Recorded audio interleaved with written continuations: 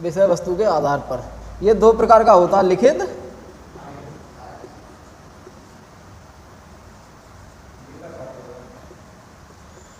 अलिखित। लिखित कौन सा होता है? जिसका एक निश्चित समय हो,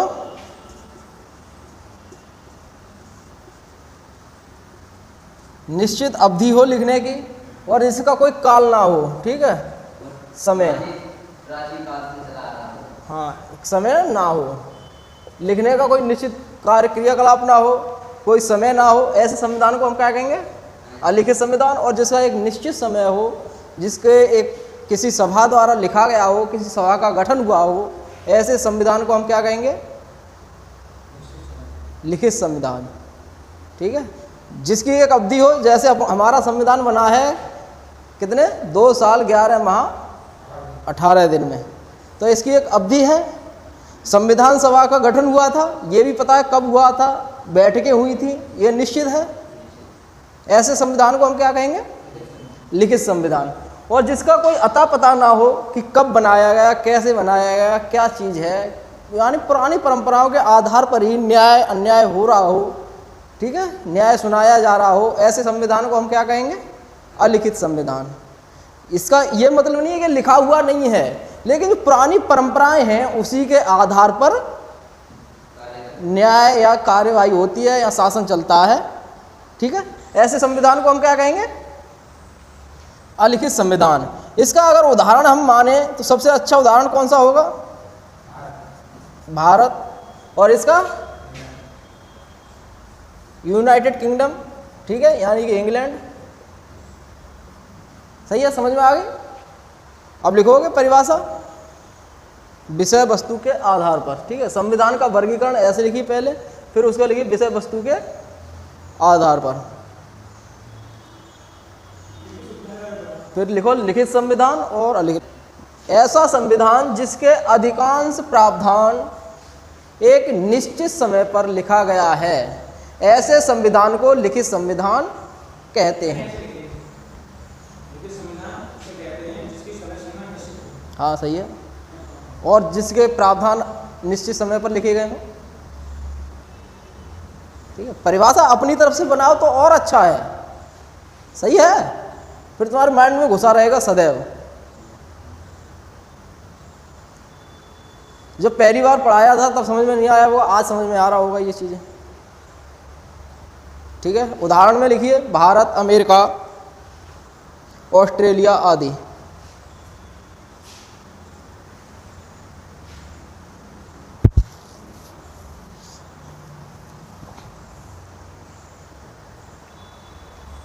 ठीक है। अब लिखिए अगला, हाँ अलिखित।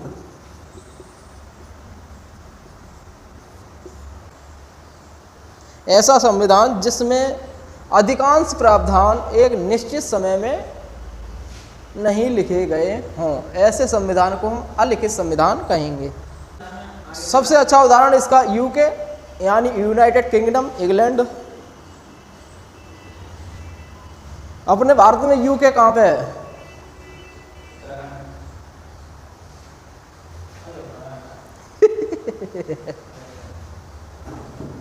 यूपी, यूके, ये सब शॉर्ट में। एमपी 2000 में ये अलग किया गया। जब कोई राज्य की धरती या राज्य अलग बनाया जाता है तो क्या किया जाता है? ऐसे बना दिया जाता है? कैसे बनता है? सीमा कैसे बांटी जाती है? संविधान संशोधन करके। किसी का अगर राज्य का नाम बदलना हो तो संविधान संशोधन करना पड़ेगा, नाम भी बदलना हो। जैसे अभी जिला वगैरह के नाम बदल देते हैं सरकार, ऐसा नहीं होता, संविधान में संशोधन करना होता है। अगर राज्य के लिए कोई कुछ करना है, सीमा चेंज करनी हो, धरती की थोड़ी इधर से उधर बांटना हो, तो पूरा संविधान संशोधन करना पड़ता है उसके लिए। किसी देश को ज़मीन देनी हो, किसी देश से लेनी हो, तो उसके लिए संविधान संशोधन करना पड़ता है।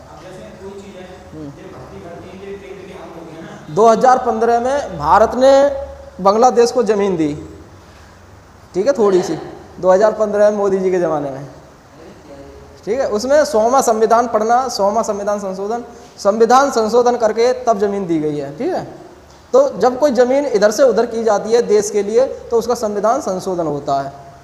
के लिए कोई ज़मीन, थोड़ी सी ज़मीन इधर से उधर की जाती है, यानी उसका जो एरिया है उसको कम किया जाता है या ज़्यादा किया जाता है, तो संविधान संशोधन किया जाता है। राज्य का अगर नाम भी बदलना हो तो संविधान संशोधन करके, सही है।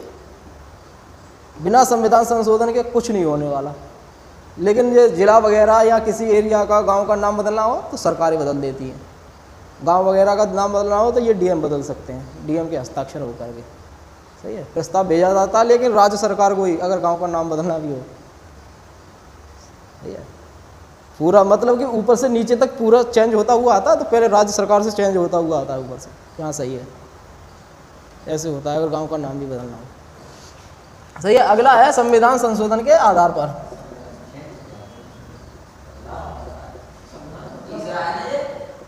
ना पहलो दूसरो, पहलो, हाँ वो दूसरो, संविधान संशोधन के आधार पर, सही है।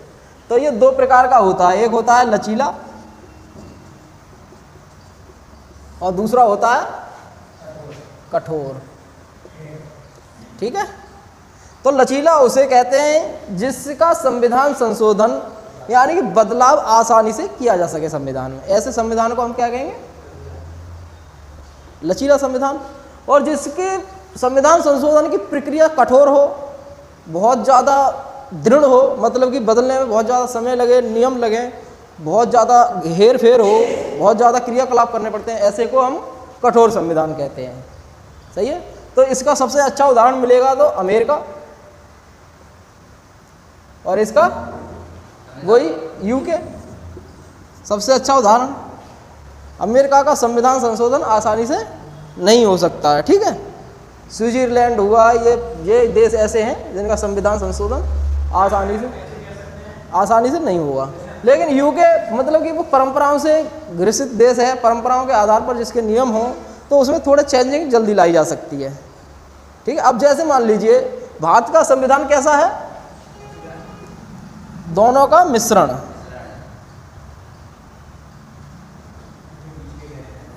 ठीक है। भारत का संविधान है दोनों का मिश्रण। क्यों है? क्योंकि अगर यहाँ पर एक बार कोई प्रस्ताव भेज दिया कैबिनेट ने, तो ये राष्ट्रपति ने अगर कैंसिल कर दिया तो कैंसिल, फिर वो दोबारा नहीं बनाया जा सकता। और यहाँ पर लचीला है, मतलब कि आसानी से फेरबदल किया जा सकता है। लेकिन यहाँ पर कैसा है, जब राष्ट्रपति के पास भेज दिया कैबिनेट ने बना करके, ठीक है, लोकसभा राज्यसभा ने बना करके अगर राष्ट्रपति के पास भेज दिया तो ये पहली बार मना कर देगा अगर इसे नहीं करना है, तो ये कठोर हो गया, चलो मना कर दिया। दूसरी बार फिर भेजा तो ये पास करना पड़ेगा इसे, तो लचीला हो गया। मतलब कि दोनों का मिश्रण है, कोई ज़्यादा